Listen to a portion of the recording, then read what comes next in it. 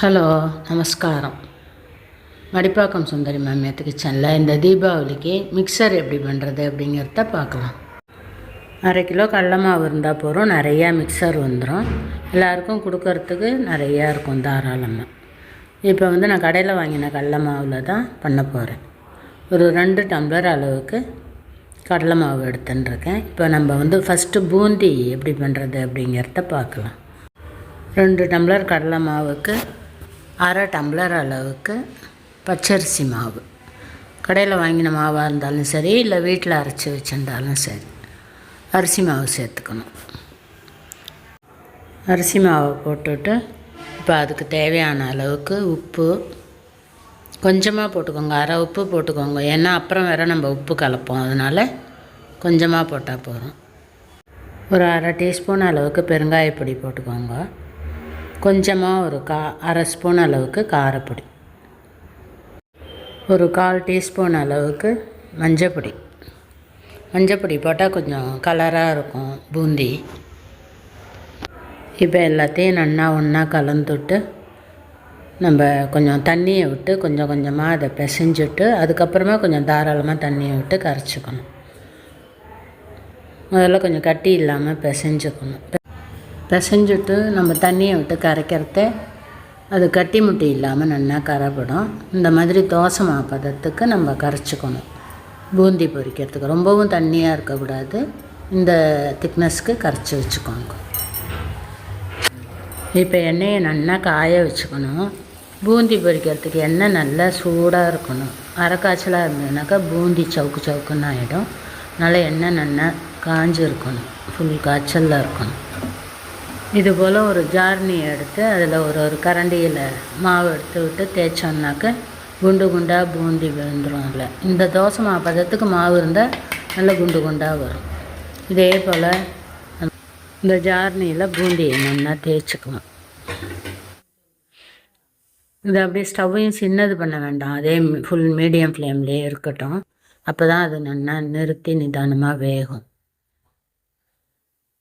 இது நல்லா வெந்ததுக்கப்புறமா 2-3 தடவை கலரி கொடுத்துட்டு கொஞ்சம் செவந்ததும் எடுத்து நம்ம தட்டில் எடுத்து வச்சோம்.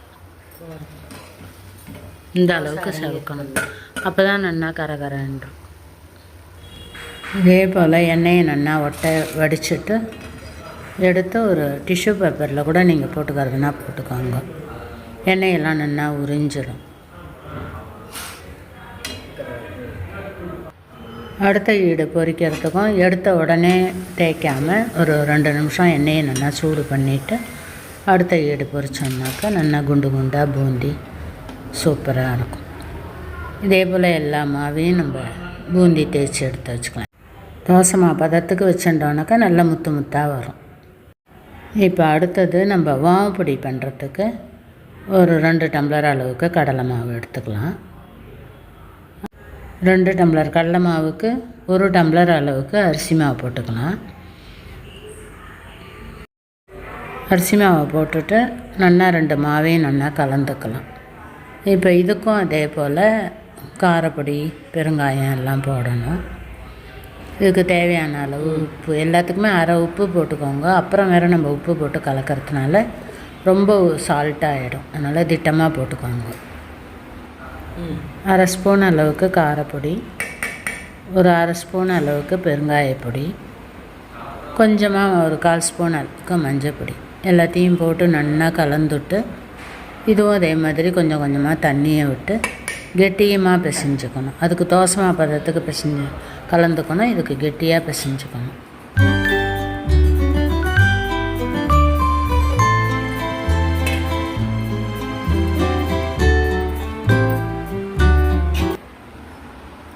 இந்த அளவுக்கு பிசைஞ்சுக்கோங்க. ரொம்ப கெட்டியாக இருந்தாலும் புழிய வராது. ஓரளவு லூஸாக அது வாழைப்பொடி அச்சு ரொம்ப சின்ன அச்சுங்கிறதுனால கொஞ்சம் லூஸாக பிசைஞ்சுக்கும். இப்போ வாழைப்பொடி அச்சில் போட்டு அந்த மாவை வாழைப்பொடியாக பிழிஞ்சுக்க வேண்டியது. வாழைப்பொடிக்கு மீடியம் ஃப்ளேமில் வச்சுக்கோங்க. ஒரேடியாக ஹையில் வச்சா தீஞ்சு போயிடும். மீடியம் ஃப்ளேமில் வச்சுட்டு புழிஞ்சதுக்கப்புறம் கொஞ்சம் தீயை குறைச்சிக்கோங்க. புழிஞ்சிட்டு உடனே கரண்டியை போட்டு கலர வேண்டாம். ஒரு 2 நிமிஷம் நல்லா வெந்துடும், சீக்கிரமே வெந்துடும். அதுக்கப்புறமா நம்ம திருப்பி போட்டுக்கலாம். அதை ஒரு சைடு வந்ததுக்கப்புறமா அடுத்த சைடு திருப்பி போட்டுட்டு அடுத்த பக்கமும் நல்லா செவந்து ஓசை அடங்கிடும். அந்த ஸ்டேஜில் நம்ம நல்லா எண்ணெயை வடிய விட்டுட்டு தட்டில் எடுத்து வச்சுக்கலாம். இந்த 2 டம்ளர் மாவுக்கு நம்மளுக்கு ஒரு 6-7 வாழைப்பொடி வந்தது. இதே போல் மீதி இருக்கிற எல்லா மாவையும் நம்ம வாழைப்பொடியாக பிழிஞ்சு எடுத்து வச்சுக்கலாம். இந்த பூந்தியும் வாழைப்பொடியும் பிழிஞ்சிட்டாலே போதும், மிக்சர் பாதி வேலை ரெடி ஆகிடும். அதுக்கப்புறம் சின்ன சின்ன வேலை தான். எல்லாத்தையும் வறுத்து போட்டு கலந்துட்டோம்னாக்கா மிக்சர் ரெடி ஆகிடும்.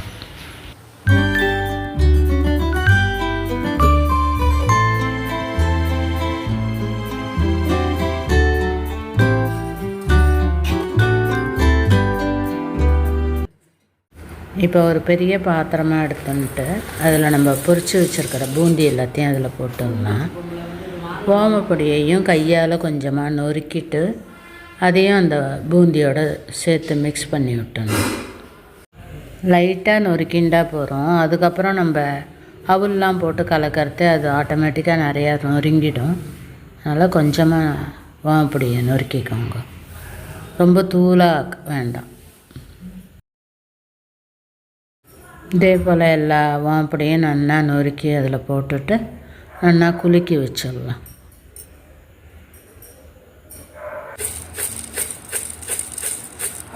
இப்போ நம்ம அடுத்ததாக ஒரு வானலில் அடுப்பில் போட்டுட்டு வேர்க்கடலை, நான் இங்கெல்லாம் வறுத்த கடலையே கிடைக்கும், 200 கிராம் போட்டுருக்கேன். அந்த கடலை தான் வாங்கிட்டு வந்திருக்கோம்.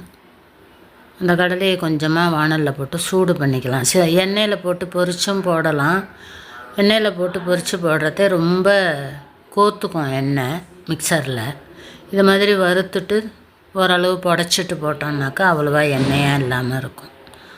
அதே போல் பொட்டுக்கடலை, அதை ஒரு 2 கைப்பிடி அளவுக்கு அதையும் போட்டு கொஞ்சமாக பெரட்டி சூடு வர வரையிலுக்கும் பெரட்டிக்கணும். அப்போ நல்லா கரகரன்னு இருக்கும் மிக்சர். அடுத்ததாக அவல் பொரியும் இங்கே கிடைக்கும், அதை தான் வாங்கியிருக்கோம் நாங்கள். எண்ணெயில் அவலை போட்டு பொரிக்கலை, அவல் பொரியாகவே வாங்கிட்டு அதையும் கொஞ்சம் வானலில் போட்டு இந்த அளவுக்கு சூடு பண்ணினோன்னாக்கா அது அப்படியே மாவாக ஆகிடும், கரகரன்னு இருக்கும். இதையும் அந்த மிக்சரில் போடுறதுக்கு எடுத்து வச்சிடலாம். இது போல் போடுறத எண்ணெய் கோத்துண்டு மிக்சர் ஒரே எண்ணெயாக இல்லாமல் கொஞ்சம் நன்னா இருக்கும், அவ்வளோவா எண்ணெய் இல்லாமல். ஒரு கைப்பிடி அளவுக்கு முந்திரி பருப்பு, அது ஒரு 1/4 ஸ்பூன் அளவுக்கு எண்ணெயை விட்டு அதையும் நல்லா இந்த அளவுக்கு செவக்க வறுத்துக்கணும். அதையும் வறுத்து எடுத்து வச்சுட்டு ஒரு கைப்பிடி அளவுக்கு கருவேப்பிலையும் போட்டு அதையும் வெறும் வானலில் பெரட்டினோன்னாக்கா நல்லா ட்ரையாக ஆகிடும். அதுக்கப்புறமா எடுத்து அதையும் நம்ம மிக்சரில் போட்டுக்கலாம். 2 காஞ்ச மிளகா, இது நல்லா காரமாக இருக்கிறதுனால நான் 2 போட்டுருக்கேன். உங்களுக்கு வேணால் இன்னும் 2 கூட போட்டுக்கோங்க. அதை கொஞ்சம் எண்ணெயில் போட்டு கொஞ்சம் செவக்க வறுத்துட்டு அதையும் எடுத்து வச்சுக்கலாம். இப்போ நம்ம இது எல்லாத்தையும் போட்டு கலக்கிறதுக்கு ஒரு அகலமான பெரிய பாத்திரமாக எடுத்துப்போம்.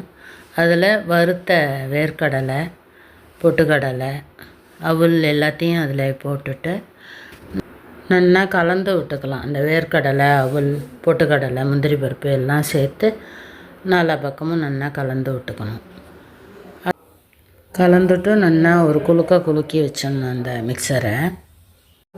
அடுத்ததாக நம்ம வறுத்து வச்சுருக்கிற கருவேப்பிலையில் கொஞ்சம் 2 காஞ்ச மிளகா வறுத்து வச்சுருந்தோம் இல்லையா, அது துளியோண்டு உப்பு, கொஞ்சம் பெருங்காயம் எல்லாத்தையும் ஒரு மிக்ஸி ஜாரில் போட்டு கொஞ்சம் கொரகொரப்பாக அரைச்சிக்கலாம். நம்ம பொடி பண்ணி வச்சுருக்கிற அந்த பொடியையும் மிக்சரில் போட்டு கலந்துட வேண்டியது தான். நம்ம கலந்து வச்சுருக்கிற மிக்சரில் போட்டு மறுபடியும் நல்லா கரண்டியால் கலரி விட்டுருங்க. எல்லாத்தையும் கலந்து பார்த்துட்டு உப்பு சரியாக இருக்காங்கிறத பாருங்கள். வேணும்னா லைட்டாக கொஞ்சம் உப்பு தூவிக்காங்க. எங்கள் அம்மா இப்படி தான் பண்ணுவா, அது மாதிரி நான் பண்ணி காமிச்சிருக்கேன் உங்களுக்கு. அவ்வளோதான், மிக்சர் சூப்பராக ரெடி ஆகிடுது. ஒரு 1/2 கிலோ கடலை மாவில் எவ்வளோ மிக்சர் வந்திருக்கு பாருங்க. நம்ம கடையில் வாங்கினோன்னா கொஞ்சம் தான் வரும், 4 பேருக்கு கொடுக்கணுன்னு வரத்தே போகாமல் இருக்கும். வீட்டிலையே ஈஸியாக பண்ணிடலாம் இந்த மிக்சரை. எல்லாத்தையும் நல்லா கலந்துட்டு ஒரு பிளாஸ்டிக் கவரில் போட்டு ஒரு டப்பாவில் மூடி வச்சுருங்க. மிக்சர்லாம் சீக்கிரமே நமுத்து போயிடும். அதனால் இதை மாதிரி வச்சாக்க ஒரு வாரம் ஆனால் கூட வீணாக போகாது. இதுபோல் நீங்களும் செஞ்சு பார்த்துட்டு எப்படி இருந்ததுங்கிறத கமெண்ட்டில் சொல்லுங்க. லைக் பண்ணுங்க, ஷேர் பண்ணுங்க, சப்ஸ்கிரைப் பண்ணுங்க. தேங்க்யூ ஃபார் வாட்சிங்.